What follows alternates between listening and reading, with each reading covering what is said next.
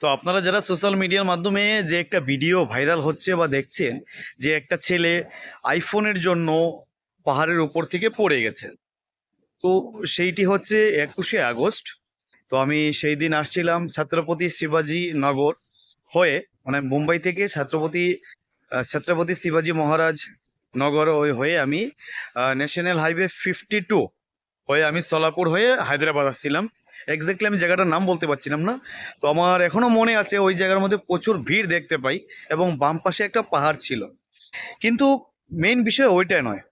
বিষয়টা হচ্ছে যে একটা ছেলে যে তার আইফোনের জন্য সে তার জীবনকে নষ্ট করে ফেলেছে, নিজের সুসাইড করে ফেলেছে। আজকে ভাবুন না, ওই ছেলেটা যদি আজকে জীবিত থাকতো, ওর সারা জীবনে সে কতটা আইফোন 15, 16, 17, 18, 19, 20 বলে 100 অব্দি সে কিনতে পারতো। কিন্তু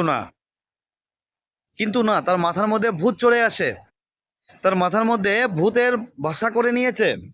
এবং যে সমস্ত মানুষরা বা যে সমস্ত ছোট ছোট ভাইয়েরা আমার এই ভিডিওটা দেখছো, তোমাদের কাছে একটাই জিনিস আমি জানতে চাইবো, একটা জিনিস বুঝতে পারবো, তোমাদের জীবনটা বড় না একটা আইফোন বড়?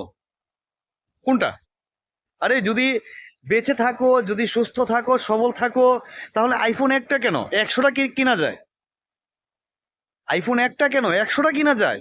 কিন্তু তার জন্য নিজেকে আগে যোগ্যতা করে তুলতে হয়। এবং যে ছেলেটার ভিডিও আপনারা সোশ্যাল মিডিয়ার মাধ্যমে দেখছেন, তার ন্যূনতম বয়স হলেও 20 হবে, ন্যূনতম হলেও 20 হবে। এখন তো সে কাজ করতে পারে, 18 বছরের উপরে তো সে কাজ করতে পারে। সে কাজ করুক না, ওর মা বাবাকে টাকা দিতে হবে না, ঘরের সংসারে খরচ টাকা দিতে হবে না, সে আইফোন কিনুক না। ওটা কিনবে?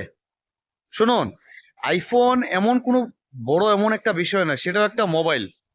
এখানে এমন কোনো নয় যে আইফোন কিনতেই হবে। আইফোন হচ্ছে একটা স্ট্যাটাস, দামি ফোন তো, স্ট্যাটাস দেখানোর জন্য। এখানে স্পেশালি কোনো কিছু নয়। যেটা তুমি 20,000 ফোনের মধ্যে যেটা পাবে, সেটা তুমি আইফোন 17 বা 18-এর মধ্যেও সেটাই পাবে। হ্যাঁ, হতে পারে একটু কোয়ালিটি ভালো কম বেশ হতেই পারে, তার জন্য কি তোমার নিজের জানটা ফেলে দেবে?